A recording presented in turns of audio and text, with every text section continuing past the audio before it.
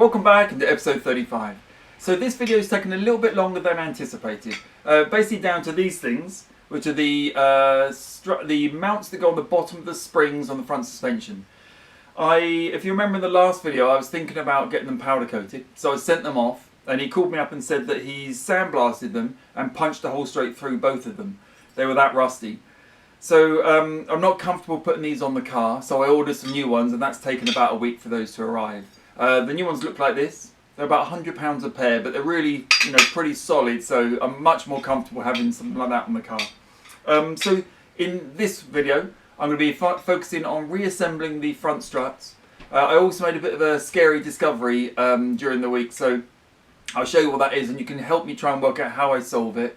And if you're watching these videos, please remember to click the subscribe button and hit the little thumbs up like button for each of the videos. That really helps YouTube show them, make them visible. But for now, let's jump into the video and see where we go. Right, the last stage in my suspension tidy up is just to spray the dampers back to their original colour. I've just primed them. Again, quite a good rubbing down. They weren't particularly rusty, but a little bit grubby. And I think it's worth just putting things back on neat and tidy. They look quite good in the arches. They were red, so they're going red again. And this is my makeshift spray booth in the engine bay. It's raining outside, so I don't want to go outside, obviously. Right, it's giving a quick sort of dusting. I'll let that dry, and then I'll come back and do second coats.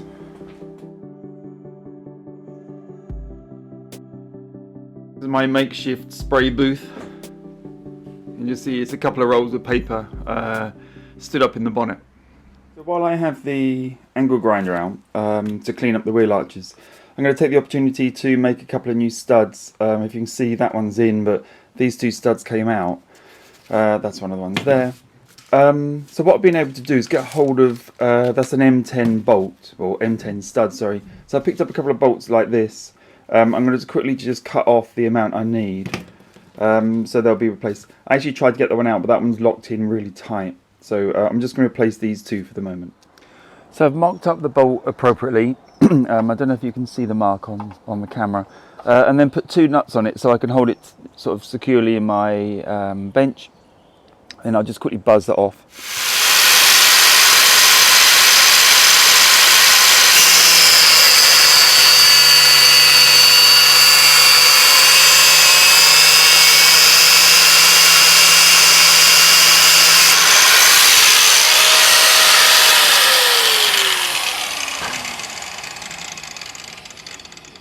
There we go, one new stud.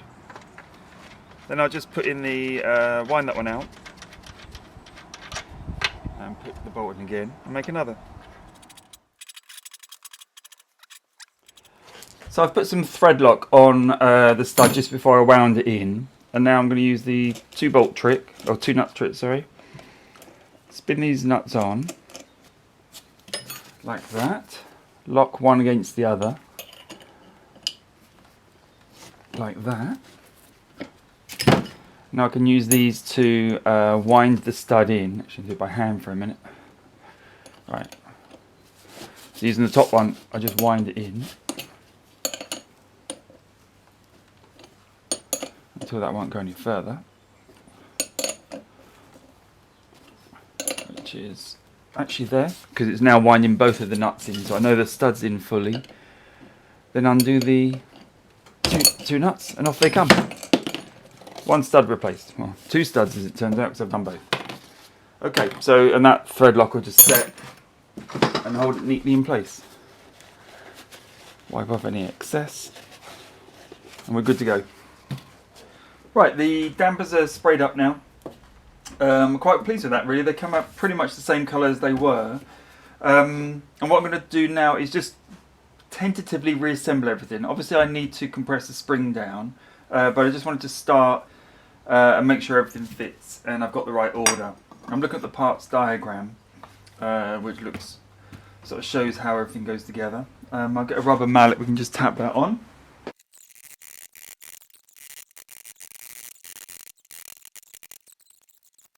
Okay, so lesson one learned. The orientation you put the spring mount If I just reassemble it, you'll see. So that goes on there like that, and the bottom of the spring goes into the sort of recess. The top mount also has the same recess, and that can only go in a certain position, which is about there. Now, the top has got the bolts that go into the wing, so they're set in a certain direction. And let me just see, you'll be able to see the bottom of the thing. This needs to be rotated so that it lines up with the suspension, which is going to be somewhere around about there. In an ideal world, you'd mark all this up so you could reassemble correctly, but all mine was off. I mean, I could have marked it and it would have got me close, but the suspension was all over the place, so I'm not too worried that I've not got it marked, but certainly if you're going to take your suspension apart, mark it all up. I'm going to do this roughly now. I can get it very close by eye.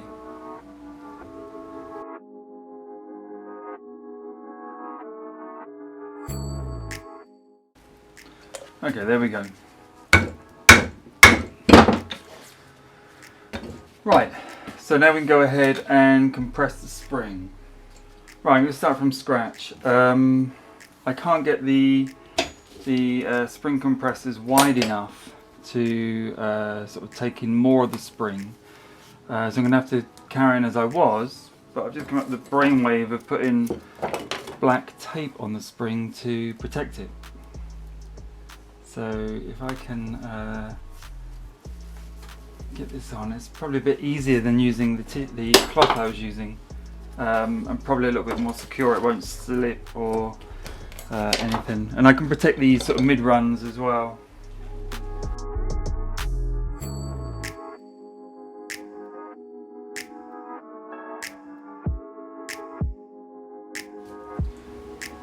Right, hopefully I've wound that spring down now as far as needed.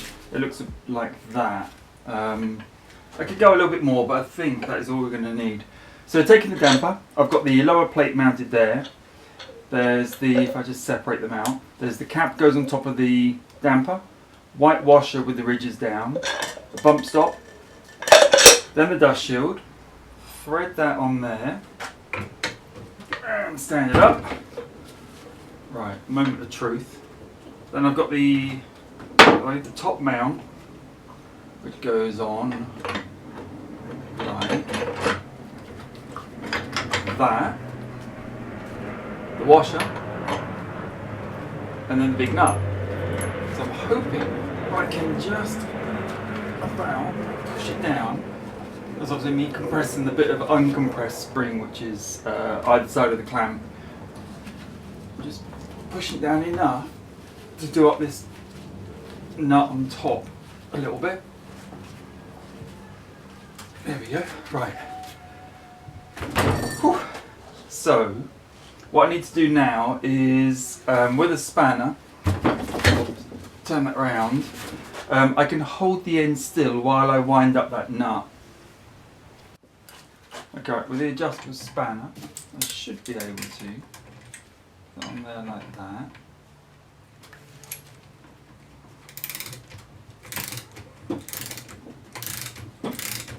Let's wind this on. I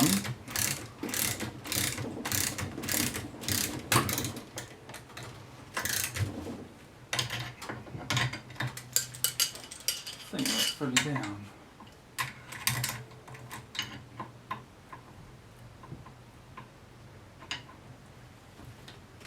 Yep, that's on.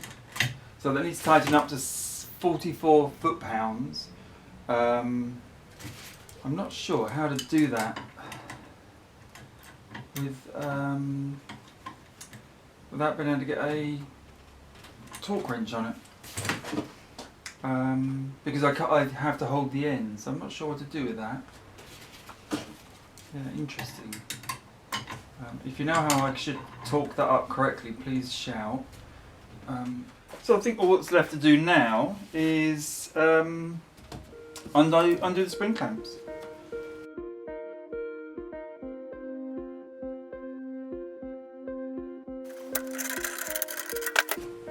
And there we go, one shot done. So I'll take off the bits of insulation tape I put on just to protect the powder coating, but that one's done. So we'll do the same with the other one, and then we're ready to put those back in the car once we have all the other sort of subframe, the upper and lower control arms done. They're all done, they just need to be reassembled now. But first, I've got a couple of little jobs I need to do before that. Right, easily my least favourite tool in the toolkit is the angle grinder. Or grinding wheel. So what I'm going to do is I'm just going to cut the brake line there. The fitting is completely rusted, so I'm going to cut it off here so I keep the original shape and length, just without the fitting. I can drop away. And I'm just going to grind a little bit of the inside sort of underseal off and just see how the metal is underneath it. I've never tried that before, so I'm going to be quite gentle because obviously this could cut straight through the side of the car. But let's try and see what happens.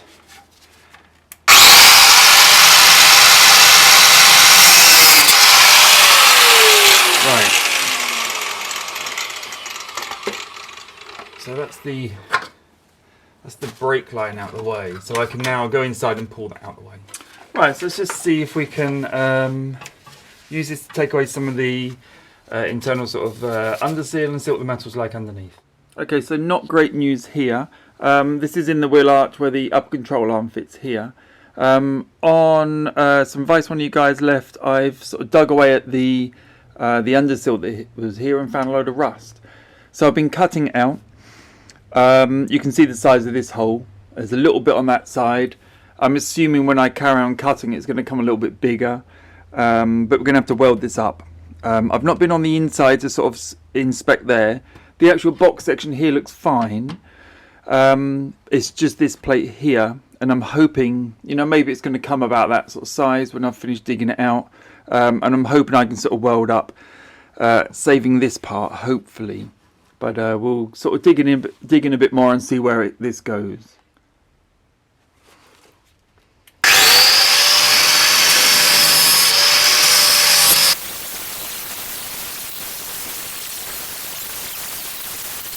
Right, you can see I've gone at it quite sort of aggressively with the flat pad there, just to try and see the extent of it. What I was trying to do was just uncover shiny metal all the way around the hole, which I've done.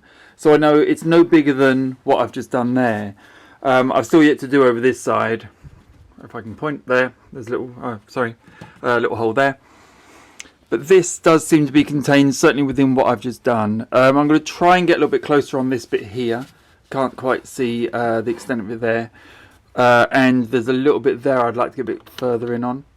But ultimately, I'm probably going to be cutting out this bit here. Now I need to look on the other side and just see what's going on there as well. Right, the other side also has a hole, but not as bad. It looks... There's probably something on both sides, but at the moment, this side is... there's actually a visible hole, but it's quite small. So let's grind off this section and see what we've got. Okay, I've had a good dig around in here. The holes are... Well, there is a little hole here, but there's also a little tiny perforation just here. And the start of something here that we're going to have to look at, but it's not gone through. I know I've not stripped this side down as well as the other, but I've kind of just sort of dotted around looking for steel, and I can find it in most places, but apart from those that I've said. So this would definitely need a little bit of welding on this side. It needs something here. I guess I should put a little plate across that. And this probably just rust treating, because it's very difficult to see actually if it's solid rust or what. I've been smashing it with a screwdriver and it won't go through, so I guess it's not that bad.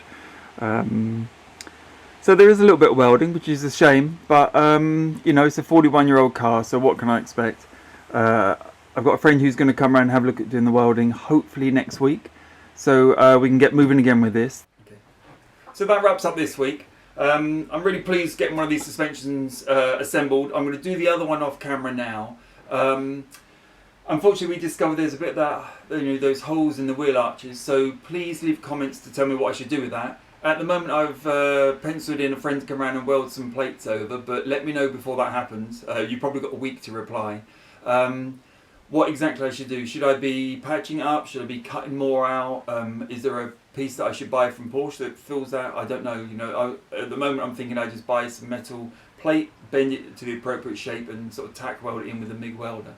But please, comments. You know, I lean on you guys to tell me what I'm supposed to do. But yeah, I think that's it for this week. So as ever, thanks for watching, and I'll see you next time.